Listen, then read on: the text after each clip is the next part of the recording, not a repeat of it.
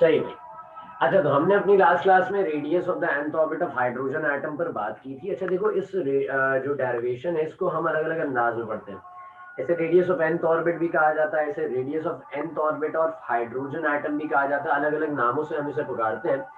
सबसे कॉमन नाम जो कि रदरफोर्ड साहब ने भी दिया था, और सबसे बेहतरीन नाम जो इस डेरिवेशन के लिए रहेगा, वो है radius of nth orbit of hydrogen atom. यानी कि हाइड्रोजन एटम का nth ऑर्बिट है ये। जरा बातों को हम समझते हैं। हमने एक पैराग्राफ लिखा था, उसके बाद एक नेक्स्ट पैराग्राफ हमारे पास है। मैं हेडिंग नहीं डाल रहा हूँ, मैं चलो हेडिंग डाल देता हूँ पर रेडियस ऑफ nth ऑर्बिट करके, ताकि हमें टॉपिक नुमाया रहे।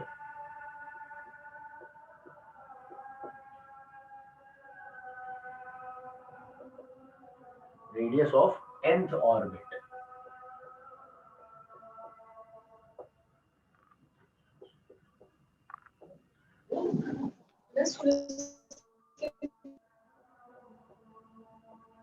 देखो, अब सवाल ये है कि सर ये nth का मतलब क्या है। मैंने लास्ट में भी आपको बताया था, लास्ट क्लास में भी, कि nth का लफ्ज हम इस्तेमाल करते हैं कहाँ, जब हम देखते हैं कि यार एक चीज जिसकी वैल्यू हमें पता नहीं है, we are not definite about the value, the number which has to be put N on the placement of n। तो हमें जब वो पता नहीं है, उसकी जगह कुछ भी नंबर आ सकता है, उसकी जगह कोई भी नंबर आ सकता है, इसलिए हमने उसे नाम दे दिया n का। तो ये जरा इसके बारे में लिखते हैं। आपने एक पैराग्राफ लिखा था, उसके आगे से मैं कंटिन्यू कर रहा हूँ। कह रहे हैं late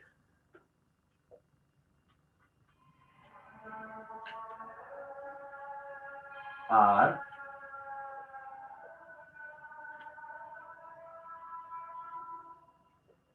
be the radius of an orbit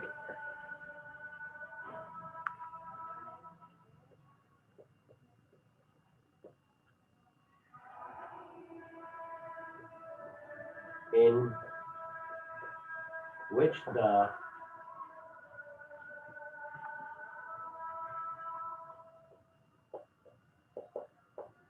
electron having mass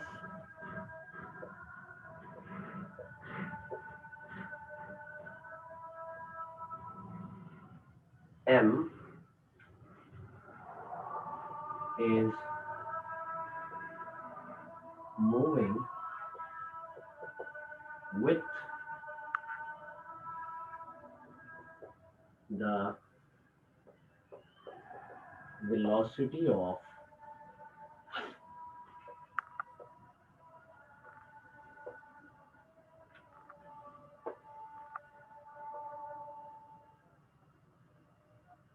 v। अच्छा, ये सारे अल्फाबेट जो इन्वर्टेड कॉमास में है, ये सब स्मॉल लेटर्स है बेटा। सिर्फ अब जो ये Z आया है, ये कैपिटल लेटर्स में आएगा, बाकी सारे अल्फाबेट्स स्मॉल लेटर्स में है।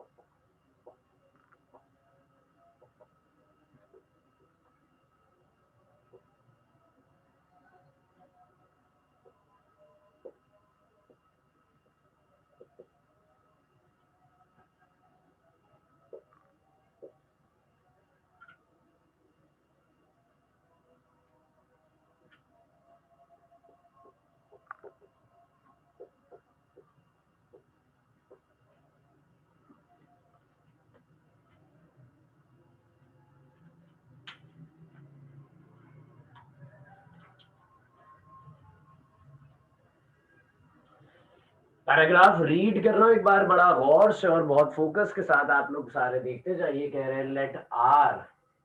Late R be the radius of N orbit, comma, in which the electron having mass m is moving with the velocity of v, full stop, ze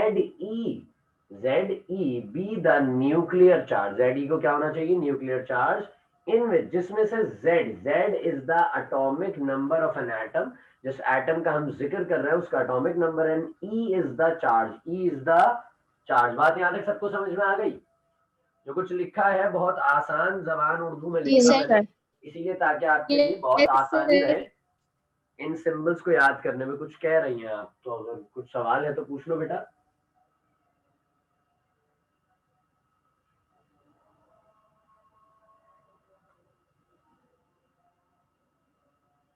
आइए भाई, ये एक एटम है, हम जानते हैं एटम के अंदर डिफरेंट ऑर्बिट्स होते हैं। अब चूंकि हमने तो अभी डिफेक्ट्स पढ़े थे, और डिफेक्ट्स में बताया गया था कि एक एटम के अंदर इलेक्ट्रॉन जो है वो फिक्स सर्कुलर ऑर्बिट पे तो घूमता ही नहीं है। इलेक्ट्रॉन तो जो है वो 3 डायमेंशनल स्पेस में, यानी कि एक्स एक्सिस, वाई एक्सिस और जेड एक्सिस में घूमता है। लेकिन ये जो थ्योरी है, ये जो पूरी डेरिवेशन है, किसने ड्राइव की थी? ये ड्राइव की थी नील बोहर ने। किसने ड्राइव की थी? नील बोहर ने ड्राइव की थी। तो उनके हिसाब से तो फिक्स सर्कुलर ऑर्बिट थे ना, तो यही है। एटम में बहुत सारे ऑर्बिट्स थे, मैंने उसमें से पर्टिकुलर एक ऑर्बिट की बात कर ली, और मैं कहता हूं कि इस ऑर्बिट में ये एक इलेक्ट्रॉन है, ये एक इलेक्ट्रॉन है जो घूम रहा है। एटम का सेंट्रल एरिया क्या होता है मेरा बेटा? Nucleus, positive charge area. Atom का सेंट्रल एरिया क्या है? न्यूक्लियस, यानी कि पॉजिटिव चार्ज एरिया। ये इलेक्ट्रॉन यहां पर घूम रहा है ऑर्बिट में, ऐसे ही इलेक्ट्रॉन घूम रहा है। यहां तक बात सबको समझ में आती है? जी सर। सही है, चलो आगे की जानिब हम बढ़ते हैं। हमारे पास अब आगे क्या कहा जा रहा है? अच्छा, ये इलेक्ट्रॉन घूम रहा है, इलेक्ट्रॉन का चार्ज क्या होता है? तो बताया कि इलेक्ट्रॉन का चार्ज नेगेटिव। Negative electron. ये न्यूक्लियस का चार्ज क्या है? पॉजिटिव। क्या हम ये नहीं मानते, क्या हम ये नहीं जानते, क्या हमें ये बात नहीं पता कि एक पॉजिटिव एक नेगेटिव को अट्रैक्ट करता है? क्या इन दोनों के दरमियान कोई अट्रैक्शन होगी या नहीं? क्या समझते हैं? होगी सर। ये तो लाजिम है ना, ये तो एक जनरल सी बात है सर। हर पॉजिटिव दूसरे नेगेटिव को अट्रैक्ट करता है, तो इन दोनों के दरमियान एक अट्रैक्शन होगी, जिसमें ये न्यूक्लियस, चूंकि न्यूक्लियस एक हैवी पॉजिटिवली चार्ज एरिया है, न्यूक्लियस चाहता है कि वो इलेक्ट्रॉन को अपनी जानिब खींच ले। न्यूक्लियस चाहता है कि वो इलेक्ट्रॉन को अपनी जानिब खींच ले। न्यूक्लियस इलेक्ट्रॉन को अपनी जानिब नीचे खींच रहा है। बात समझ रहे हैं आप मेरी? इलेक्ट्रॉन को नीचे अपनी जानिब, एक फोर्स ही है, एक फोर्स ही है। मैं जरा फिजिक्स के फिनोमेना पे उतरूंगा अभी कुछ देर में, लेकिन हम पहले जरा बात कर लें। अच्छा, एक छोटी सी मिसाल मैं और देने जा रहा हूं आपको। फैन, ऊपर देखो छत पे तुम लोगों के फैन लगा हुआ होगा। पंखे में अगर मिसाल के तौर पर ये जो एक एंड है पंखे का, जो एक पंखड़ी निकली हुई है, उस पंखड़ी के मैं एक एंड पर किसी चीज को बांध दूं, ये this is the centre point, ये सेंटर पॉइंट होगा, जैसे कि न्यूक्लियस है, ये सेंटर पॉइंट है, ये फोर्स लगी हुई है, ये पंखड़ी चल रही है। एंड पॉइंट पे मैं किसी चीज को बांध दूं, कुछ धागे से, गुब्बारा या कोई चीज, और पंखा चल रहा है गोल गोल, पंखा गोल गोल चल रहा है, जैसे कि इलेक्ट्रॉन गोल गोल घूम रहा है। आप क्या समझते हैं कि वो जो घूमने वाली चीज है, जो ये मिसाल के तौर पे फिक्स पॉइंट है, और ये चीज घूम रही है लगातार, इसका जो एंड पे ये चीज है, क्या ये मास इसे बाहर की जानिब नहीं खींच रहा होगा या खींच नहीं रहा होगा? क्या होगा, क्या समझते हैं? कि इलेक्ट्रॉन लगातार घूम रहा है, इलेक्ट्रॉन लगातार घूम रहा है, electron has a mass of m, electron is moving with the velocity of v। क्या इसका इलेक्ट्रॉन की ये मास इसे फोर्स नहीं कर रहा होगा कि भाई भागते हुए आओ और इस ऑर्बिट से बाहर निकल जाओ? क्या ऐसा होगा या नहीं? होगा सर। क्या इलेक्ट्रॉन का मास इसे फोर्स कर रहा होगा इसे ऑर्बिट से बाहर निकालने के लिए या नहीं? क्या मानते हैं आप? कर रहा होगा sir. So there are the two forces. कितनी फोर्सेस हैं? दो फोर्सेस हैं हमारे पास। दो फोर्सेस हैं जो इस वक्त इस एक मूविंग इलेक्ट्रॉन के ऊपर अप्लाई हो रही है। There are the two forces which are applying on the moving electron. एक फोर्स है जो है सेंट्रीपिटल फोर्स, दूसरी कौन सी होगी? Centrifugal force. सब जानते हैं फिजिक्स का फिनोमेना, सेंट्रीपिटल और सेंट्रीफ्यूगल फोर्स, अक्सर आपके टीचर आपको रोटेटरी मोशन समझाते हुए और उस मोशन के अंदर आपको ये बात एग्जाम्पल के तौर पे पंखे की मिसाल देते हैं और पंखे में सेंट्रीपिटल और सेंट्रीफ्यूगल फोर्स को डिफाइन कर रहे होते हैं। ऐसे ही होता है या गलत कह रहा हूं मैं? सही कह रहे हैं सर। सेंट्रीपिटल फोर्स वो है जो एक पॉजिटिव एरिया, या मैं आसान अल्फाज में सेंट्रीपिटल फोर्स को फोर्स ऑफ अट्रैक्शन कह सकता हूं या नहीं कह सकता? बताइए। कह सकते हैं। सेंट्रीपिटल फोर्स को मैं आसान अल्फाज में अट्रैक्टिव फोर्स या फोर्स ऑफ अट्रैक्शन कह सकता हूं, क्योंकि ये न्यूक्लियस और इलेक्ट्रॉन के दरमियान में है। The force which tends to move the electron towards the nucleus, the force which tends to attract the electron towards the nucleus is called the centripetal force, is called the centripetal force. और एक force जो कि electron को बाहर की जाने फेंक रही है, एक फोर्स जो कि इलेक्ट्रॉन को कोशिश कर रही है कि इलेक्ट्रॉन अपने इस ऑर्बिट में से, जिस पाथवे पे ये इलेक्ट्रॉन घूम रहा है, इस पाथवे से बाहर निकल जाए, वो फोर्स कौन सी होगी बता दो? उस फोर्स को हमने नाम दिया सेंट्रीफ्यूगल फोर्स, हमने उसे नाम दे दिया। अब यहाँ पे क्या है, ये न्यूक्लियर चार्ज से रिलेटेड फोर्स है, तो भैया इसके अंदर हम वैल्यू लिख लेते हैं Z² अपॉन R²। और ये क्या है, सेंट्रीफ्यूगल मास और वेलोसिटी से रिलेटेड है, तो याद रखने का तरीका mv² अपॉन R। हम भी ऐसे याद रखते हैं, वहां पर तो फोर्सेस का इतना काम होता नहीं है ना, फिजिक्स वालों का होता ज्यादा। तो सेंट्रीपिटल क्या है, ये रास्ते पे घूम रही है, इस सवाल में याद रखने के लिए न्यूक्लियस से रिलेटेड बात है, तो न्यूक्लियर चार्ज अट्रैक्टिव फोर्सेस की बात है ना। अट्रैक्शन, एक अट्रैक्शन हो ऑब्जेक्ट, जो ऑब्जेक्ट मूव कर रहा है उसमें, और जहां पे अट्रैक्शन की मेन एरिया है उसके दरमियान में जो रेडियस, जो डिस्टेंस है, वो ये रहा, वो डिस्टेंस ये रहा, और वहां से जो अट्रैक्टिव फोर्सेस लग रही हैं वो ये रही ऊपर, Z² अपॉन R बन गया। और ये क्या बना, ये माइनस नहीं है बेटे, आप सेंट्रीफ्यूगल का फोर्स का फॉर्मूला पढ़ते हैं ना अपने फिजिक्स में, वो क्या होता है, -mv² अपॉन R, ऐसे ही होता है या गलत कह रहा हूं मैं? सही है सर। यही होता है सर।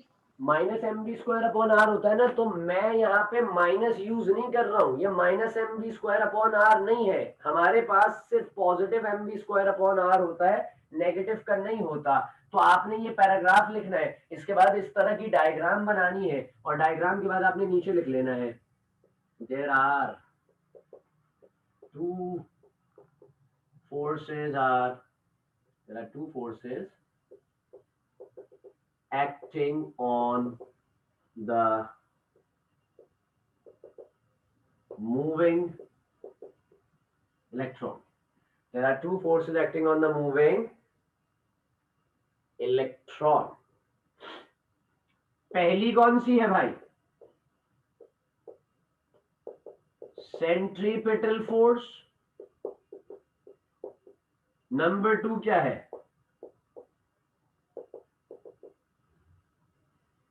Centrifugal force. गलत तो नहीं कह रहा हूं मैं?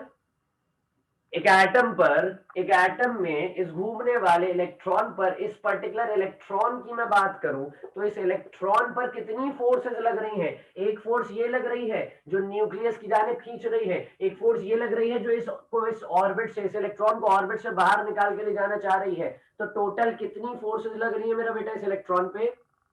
2। दो फोर्सेस अप्लाई हो रही हैं, दो forces, and those two forces are named as the centripetal force and the centrifugal force.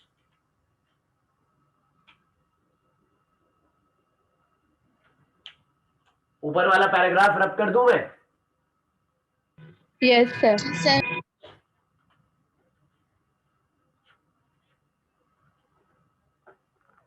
सारी चीजों को देखो, डेरिवेशन जो होती है बेटा, उसको रट्टा लगाने की जरूरत नहीं है, रट्टा लगाकर याद करने की जरूरत नहीं है।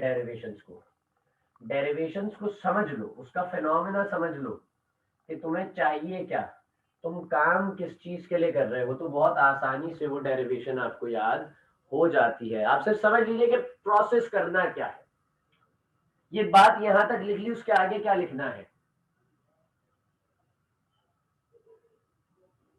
नहीं। इसके आगे हम सबसे पहले डिफाइन करेंगे, फिर वो बात लिख लेंगे। सबसे पहले हम डिफाइन करेंगे भाई सेंट्रीपिटल फोर्स, या मैं इसे कह लूं तो फोर्स ऑफ अट्रैक्शन। डिफाइन करते हुए हमने लिखा है इसे, this force tends to attract the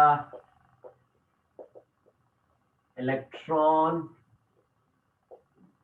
towards nucleus। Centripetal force कौन सी थी भाई?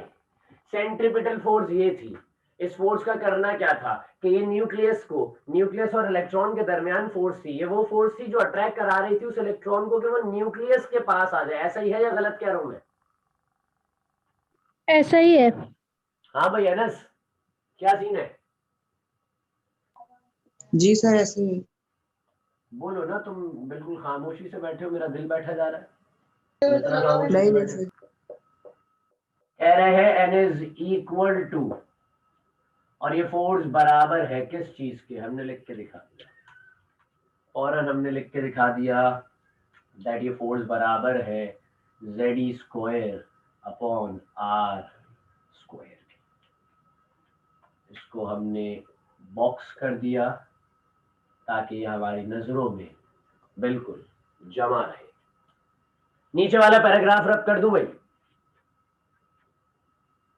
जी सर। चलिए आइए, सेंट्रीपिटल फोर्स आपने डिफाइन कर दी कि this force tends to attract the electron towards the nucleus. ये एक ऐसी फोर्स है जो इलेक्ट्रॉन को खींच रही है न्यूक्लियस की जानिब, और वो फोर्स बराबर होती है किसके? Z E square upon R. Z E square upon R के बराबर होती है। सर आपने आर स्क्वायर लिख दिया है। Z square upon R square माना, Z square upon R square के ही बराबर होती है। दूसरी हमारे पास आएगी सेंट्रीफ्यूगल फोर्स। क्या नाम है भाई इसका? Centrifugal force. अब चूंकि हम सेंट्रीफ्यूगल फोर्स का जिक्र करने लगे हैं, तो सेंट्रीफ्यूगल फोर्स क्या होती है? This force. सर इन दोनों में स्क्वायर क्यों आ रहा है? इन दोनों में बेटे जेड Z स्क्वायर और अपॉन आर स्क्वायर। बेसिकली ये फॉर्मूला है Z E into E upon R square. ये आर स्क्वायर तो फिक्स है क्योंकि ये इस पाथवे पे चलेगा, ये यहां से मूव करेगा यहाँ पे, तो एक ओवरऑल जो डिस्टेंस बन रहा है ना, जो एक ओवरऑल रेडियस बन पा रहा है, वो जो डायमीटर बेसिकली बन पा रहा है, वो हमारे पास यहाँ पे। तो रेडियस का स्क्वायर हम कंसिडर कर रहे हैं क्योंकि ये इलेक्ट्रॉन की एक एनर्जी है जो बेसिकली इलेक्ट्रॉन के नेगेटिव चार्ज की वजह से हम न्यूक्लियस की तरफ जो अट्रैक्शन आ रही है, उसमें जो हम रेडियस कंसिडर कर रहे हैं आर, वो स्क्वायर में कंसिडर कर रहे हैं। ये एक फॉर्मूला है, तुम लोग फिजिक्स में पढ़ते हो मेरे ख्याल में, अब तक ये चैप्टर तो पढ़ चुके होंगे, और मेरे ख्याल में मैट्रिक में भी है इसका जिक्र। तो जी सर मैट्रिक में था।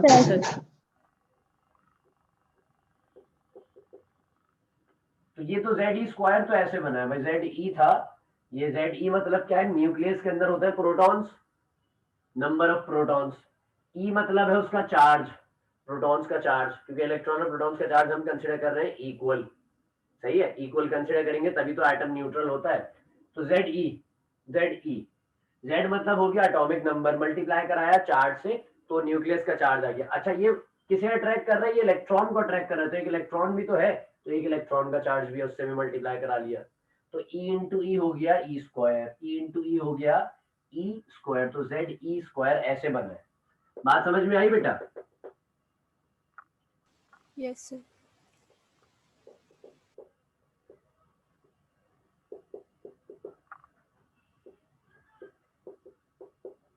कह रहे सेंट्रीफ्यूगल फोर्स के बारे में, this force tends to move the electron from its orbit. ये वही कुव्वत है जो इलेक्ट्रॉन को चाहती है कि इलेक्ट्रॉन अपने ऑर्बिट में घूमता ना रहे, बल्कि ऑर्बिट से निकल आए बाहर। ऑर्बिट से निकल आए बाहर, ये वही कुव्वत है जो इलेक्ट्रॉन को उसके ऑर्बिट से बाहर निकालना चाहती है। This force tends to move the electron from its orbit and n is equals to, ये बराबर होगी किस चीज के भाई? FV square upon R। ये फॉर्मूलाज है जो फिक्स चल रहा है हमारे पास।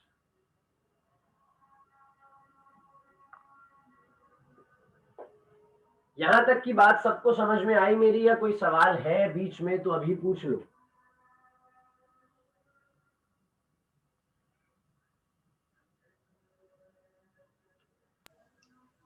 क्लियर है सर। देखो अब मेरा एक सवाल आपसे, मेरा सवाल ये है, लेट्स कंसिडर अ थिंग, ये भी चल रही है फोर्स, ये भी चल रही है फोर्स, कहानी अपनी जगह चल रही है। मुझे ये बताओ, क्या इलेक्ट्रॉन न्यूक्लियस में आके गिर रहा है नीचे? क्या इलेक्ट्रॉन न्यूक्लियस में आके गिर रहा है नीचे? No sir. क्या इलेक्ट्रॉन अपने ऑर्बिट से बाहर भागे जा रहा है? No sir. No sir. ना ये काम हो रहा है, ना ये काम हो रहा है। हो क्या रहा है? इलेक्ट्रॉन सुकून से इज्जत के साथ अपने ऑर्बिट में घूमे जा रहा है। मैं आपको मिसाल दे दूं, मिसाल के तौर पर मेरे हाथ में ये मार्कर है, अनस सामने बैठा है भाई, मैंने अनस से कहा अनस तुम मार्कर पकड़ लो, ये अनस का हाथ है, अनस ने मार्कर पकड़ लिया, ये मेरा हाथ था, मैंने मार्कर पकड़ लिया। अब बाकी सारी जो ख़वातीन हमारी हैं, ये सारी जो है वो बैठ के एज एन ऑडियंस देख रहे हैं। अब यहाँ से अनस साथ यहाँ से हम खींच रहे हैं, यहाँ से अनस, सब दोनों खींच रहे हैं, लेकिन मार्कर जो है ना ही वो मेरे हाथ में जा रहा है, ना अनस के हाथ में जा रहा है, किसी के हाथ में जा नहीं रहा। तो आप क्या इसमें इस बात से हम दोनों जान लगा रहे हैं, कुव्वत लगा रहे हैं, लेकिन ना मारकर अनस के हाथ में जा रहा है, ना मेरे हाथ में जा रहा है। आप क्या अखज़ क्या करेंगे इस बात से? क्या समझ में आएगा? दोनों इक्वल फोर्सेस हैं। दोनों बराबर की फोर्सेस है, दोनों बराबर की फोर्सेस है। दिस इज द रीजन कि ना मारकर मेरे हाथ में गया, ना अनस के हाथ में गया, दोनों में से किसी के हाथ में नहीं गया। दिस इज द रीजन कि दोनों फोर्सेस कैसी हैं? इक्वल फोर्सेस हैं। दोनों फोर्सेस कैसी हैं? इक्वल फोर्सेस है। तो यहां तक लिखने के बाद एक खास जुमला लिखना पड़ेगा। लिखिए, these both forces are equal to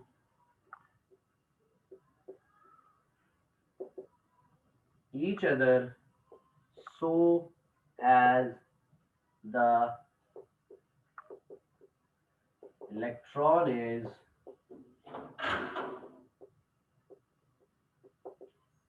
revolving on its orbit.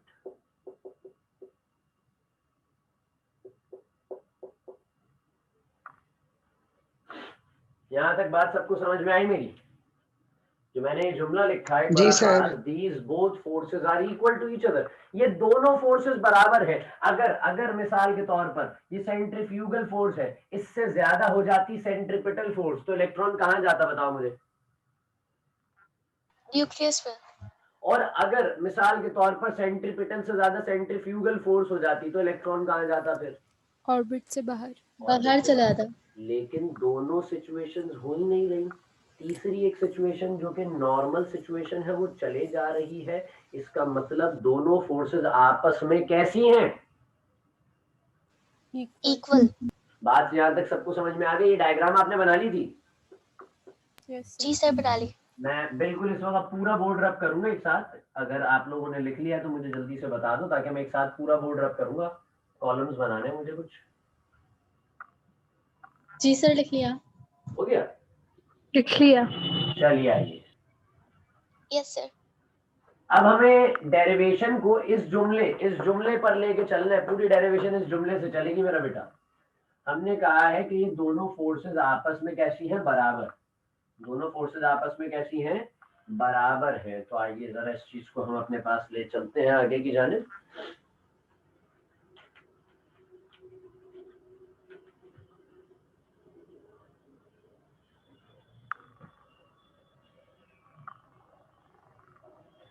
कहा गया कि भैया दोनों फोर्सेस आपस में हैं बराबर, तो मैंने लिख के दिखा दिया कि mv² अपॉन r बराबर है ZE square upon R square. गलत तो नहीं कह रहा हूं मैं इस वक्त? सर हमने भी बनाने हैं कॉलम्स। नहीं, आपने कॉलम्स ही बनाने, आप तो स्ट्रेट अवे नीचे उतरेंगे ना करते करते। मैंने कॉलम्स बना लिए ताकि एक ही लम्हे में, एक ही वक्त में ये पूरी डेरिवेशन एक साथ कंप्लीट हो जाए। वो तो सारा वर्डिंग वाला पार्ट था, थ्योरेटिकल पार्ट था, ये सारा मैथमेटिकल पार्ट है, सारा एक जगह आ जाए। आपको कॉलम्स नहीं बनाने। ये बात मैंने गलत तो नहीं कही? MV स्क्वायर अपॉन R तो इक्वल सर टू सही ZE है। Square upon R square. गलत तो नहीं है, ये बात बिल्कुल सही है, क्योंकि हमने अभी लिखा these both forces are equal to each other, these both forces are equal to each other, तभी तो इलेक्ट्रॉन बाहर नहीं निकल रहा। अब जरा दो बातें अहम है। मैं यहाँ बोर्ड के सेंटर में लिख दूं इस चीज को, ताकि आपको समझाने में मुझे जरा आसानी रहे। फिर मैं रब कर दूंगा इसे यहाँ से। देखो, दो बातें होती है। एक बात तो ये होती है जब हम इस तरह से दोनों साइड्स पे डिवाइड आ जाएं और दो हमारे पास इक्वल्स टू की दोनों जानिब पर कुछ चीजें हो और हम देखें कि यार कुछ सिमिलर है कि नहीं है, इनमें कुछ सिमिलर है। क्या Yes, नजर आ रहा है आपको? जी क्या सर। सिमिलर है? R R radius. R square. Sir radius है। R सिमिलर नजर आ रहा है। देखो, याद रखो, इक्वल्स टू की उस साइड को भूल जाओ, इस साइड को देखो। अगर मैं एक ही साइड पे बात करूं ना इक्वल्स टू की, अगर मैं इक्वल्स टू की सिर्फ एक साइड पर बात करूं, तो अगर क्रॉस करने का, काटने पीटने का अमल मैं कर सकता हूं तो सिर्फ ऊपर नीचे कर सकता हूं। अगर एक ही साइड पर, सिर्फ एक ही जानिब पर मैं बात करूं तो काटने पीटने का अमल मैं सिर्फ ऊपर नीचे कर सकता हूं। लेकिन अगर दोनों साइड्स पर मैं बात करूं, दोनों साइड्स को एक साथ कंसिडर करते हुए मैं बात करूं, तो काटने पीटने का अमल कैसे होगा? काटने पीटने का अमल कतई ऐसे नहीं होगा कि एक ऊपर और एक नीचे हो तो कट जाएगा। ना ना ना, काटने पीटने का अमल ऐसे नहीं होगा। काटने पीटने का अमल होगा कि दोनों साइड्स पे दोनों चीजें जिनको काटना है वो सेम जगहों पे हो। नहीं समझे? समझ गए सर। अगर लिखा होता है m/mv स्क्वायर अपॉन m, तो ये तो एक ही साइड पे कहानी है, एक ही साइड पे कहानी, ऊपर नीचे काट दिया, खत्म। लेकिन अभी आप देख रहे हैं अलग अलग साइड्स पे, इक्वल्स टू की अलग अलग साइड्स पे कहानी है। तो अब ये नहीं देखना आर नीचे तो आर ऊपर होना चाहिए फिर कटेगा, ना ना ना ना ना, ऐसा नहीं। अगर अलग अलग इक्वल्स टू की दोनों साइड्स पर चीजें देख रहे हो तो वो सेम प्लेसमेंट पे हो। अगर न्यूमरेटर है तो दोनों न्यूमरेटर, अगर डिनोमिनेटर है तो दोनों डिनोमिनेटर। बात समझ में आई सबको? जी सर। Yes sir. चलो आगे चलते हैं। ये बात तो बड़ी आसान सी थी जो हमने समझ ली। आगे की जानिब चलते हैं। हमने देखा क्या है, क्या कट क्या रहा है, आप क्या समझते हैं इसमें? रेडियस। रेडियस को हम क्रॉस स्क्वायर डाउन कर कैंसिल हो सकते जाता हैं, है। But we have to observe one thing that के किस जानिब रेडियस की जो आर है उसकी वैल्यू किस जानिब ज्यादा है। इधर है। मैं बहुत शॉर्ट करा रहा हूँ, मैं बहुत शॉर्ट करा रहा हूँ तुमको। एक बीच में से स्टेप पूरा खा रहा हूँ मैं इस वक्त। एक स्टेप बीच में से बिल्कुल मैं गायब कर रहा हूँ। उसूली तौर पे आपको जहां भी देखने को मिलता है अक्सर बेशतर मैं वो वाला स्टेप करा देता हूँ। आप सब समझ गए ना मैं क्या चाह रहा हूँ? आप सब समझ गए? जी सर। मैं आर को काटना चाह रहा हूँ, लेकिन मैं उस स्टेप को जरा लंबी करके आपको दिखा रहा हूँ, क्योंकि अक्सर हमारी जगहों पे, अक्सर हमारी किताबों में इसी तरह से लंबी हुई होती है। आर यहाँ आ गया, जेड स्क्वायर यहाँ, ये आर स्क्वायर नीचे से उठाया वहां ले गया, ऊपर आ गया तो आर स्क्वायर। अब आर को काटना है, नीचे छोटी वैल्यू है आर, ऊपर से सिर्फ स्क्वायर कटेगा। बात समझते हैं आप मेरी या नहीं? जी सर समझ गए। जी सर। इस आर ये को दोबारा समझाए। मैंने कहा कि मुझे आर काटना था, मैंने आर स्क्वायर को उठाया। अब आप कहें सर नहीं सर मैं आर स्क्वायर तो नहीं उठाऊंगी सर, नहीं सर मुझे अच्छा नहीं लग रहा, आर स्क्वायर बहुत प्यारा, उसकी जगह नहीं बदलेंगे। आप आर की जगह बदल के ले जाओ वहां पे। आपने जो कोई सर नहीं मैं तो जगह बदलने के हक में भी नहीं हूँ, हम क्यों जगह बदले, ये इनको मिली हुई जगह, इनकी अपनी जगह, हम जगह नहीं बदलेंगे, तो मत बदलो, यहीं से काट दो। बात समझते हैं आप मेरी? मैंने इसलिए आपको एक लंबी तमहीद बांधी समझाने के लिए कि भाई अगर तुम चाहो तो ले जाकर काट दो, नहीं ले जाना चाहते तो वहीं रखे रखे काट दो। बात समझ में आई या नहीं? जी सर। एंड में आर तो उधर ही आना है, बाद में ले। आखिर में पहुंचना उधर ही है। तो हमने ये काट पीट मचाने के बाद वापस आर को वहीं ले जाओ, एक ही स्टेप में मैंने मुकम्मल कर दिया। आर कट, आपको आर हम यहाँ लाए उस बेचारे की दुर्गत बनाने के लिए और वापस वहां ले गए, तो यहाँ क्या बचा एम वी स्क्वायर और यहाँ क्या बचा जेड ई स्क्वायर अपॉन क्या बचेगा आर। सबको समझ में आ रहा है मैं क्या कर रहा हूँ? Yes sir. मैं क्यों कर रहा हूँ, Yes, sir. मतलब क्या मसाइल क्या है, मसाइल जिंदगी इसमें ऐसे क्या है कि मैं सर को क्या मसले चल रहे हैं कि सर आज कर उठा के वहां लेके जा रहे हैं, फिर यहाँ से हमें बेसिकली ये जो एम वी स्क्वायर है इसको अकेला करना याद रखना। ये जो एम वी स्क्वायर है इसको अकेला, पहला मोटिव इस डेरिवेशन को स्टार्ट करने के बाद पहला मोटिव एम वी स्क्वायर को अकेला कर दो, कर दिया अकेला एम वी स्क्वायर को हमने। पहला मोटिव एम वी स्क्वायर को अकेला कर दो। आओ दूसरे मोटिव पे चलते हैं। हमने बताया भाई वी नो दैट, हम जानते हैं the angular momentum of moving electron is, क्या होता है angular momentum of moving electron, क्या होता है जल्दी बता दो मुझे, लिखवाया था नहीं last week?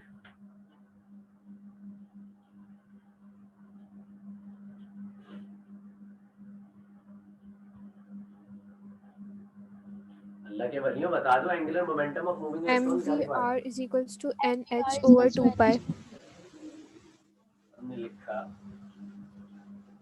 M B R is equals to N H upon 2 pi. बहुत सिंपल सी बात है, M B R equals to N H upon 2 pi. ये एन है, ये एच है, ये 2 और ये पाई आ गया। एक बड़ी कीमती चीज नीचे लिखने जा रहा हूँ क्योंकि हमें इनसे थोड़ा रिलेट कराना है। हमें एम वी चाहिए था ना, एम वी स्क्वायर अकेला करना था, कर दिया। हम इसके लिए करेंगे पहला मोटिव एम वी को अकेला कर दो, एम वी स्क्वायर अकेला हो गया। दूसरा मोटिव एंगुलर मोमेंटम का स्क्वायर निकाल लो, तो squaring both sides, squaring both sides. अब स्क्वायरिंग कर चुका हूं मैं, स्क्वायरिंग में कर चुका हूं, ये बन गया M square V square R square बराबर है एन स्क्वायर एच स्क्वायर 2 का स्क्वायर 4 और पाई का स्क्वायर। गलती तो नहीं कर रहा हूं कहीं मैं? No sir. सर जी बेटा। बेटा सर इस सब में स्क्वायर क्यों आएगा? हमने स्क्वायरिंग बोथ साइड्स करा दी, स्क्वायरिंग कराई है हमने, आ नहीं रहा था हमें, ऐसी बस मसाइल जिंदगी हुए हमारे साथ कुछ और हमने स्क्वायरिंग बोथ साइड्स करा दिया, दोनों साइड पे करा दिया। क्यों करा रहे हैं? मसाइल है भैया, ये वी उड़ाना है, ये एम उड़ाना है, ये मसले हैं, ये मसाइल है, इनको काटना है भैया। बात समझ रहे हैं? अच्छा, जब हम यहाँ थे तो मैं एक चीज माजरत आपसे कहना भूल गया कि आपने इसको एक डब्बा बना देना है भाई, क्योंकि एक अहम चीज है। इसे डब्बा बनाकर नंबर दे दीजिएगा इक्वेशन 1 का। क्या नंबर देंगे? इक्वेशन 1 का आपने से नंबर दे देना है। बात यहाँ तक समझ गए सारे? Yes sir. हाँ भाई सिमरन, बात समझ में आ Yes, गई sir. कि हमने स्क्वायरिंग बोथ साइड्स क्यों कराई? क्योंकि हमें कुछ इन दोनों के साथ आपस में ताल्लुकात को जोड़ना है, मरासिम जो है वो बिल्कुल बेहतर करने हैं। यहाँ पर पहुंच गए, यहाँ के मामलात होने के बाद हमने इसको भी एक बॉक्स बना दिया।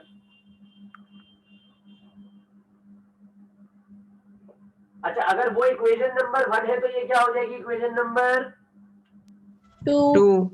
इसे नाम दे देना मेरा बेटा 2। हो गया? आओ आगे चलते। Yes sir. लिख के दिखाओ, लिख के दिखाओ। Divide equation 2 by 1। इक्वेशन 2 को डिवाइड कर लो 1 से, इक्वेशन 2 को डिवाइड कर लो 1 से। इक्वेशन 2 क्या थी? M square V square R square 2 है, मतलब दोनों की राइट साइड को राइट साइड के ऊपर रखा, लेफ्ट साइड को लेफ्ट साइड के ऊपर, इस तरह से रख रहे हैं। तो M V square upon R square हो गया इक्वेशन 2 का। डिवाइड में अगर मैं लिखता हूं तो इक्वेशन 1 की साइड पे क्या आएगा? इक्वेशन 1 में क्या था, mv स्क्वायर, MV स्क्वायर। हमने बिल्कुल अपने साथ लिख दिया mv स्क्वायर, यानी कि ऊपर इक्वेशन 3 है, इक्वेशन 2 है और नीचे इक्वेशन 1 है, इक्वल्स टू का साइन लगाते हैं। इक्वेशन 2 में क्या था, n square h square upon 2 pi square, फिर एक बड़ा सा डिवाइड, सर 4 था 4। सॉरी माजरत सर 4 है।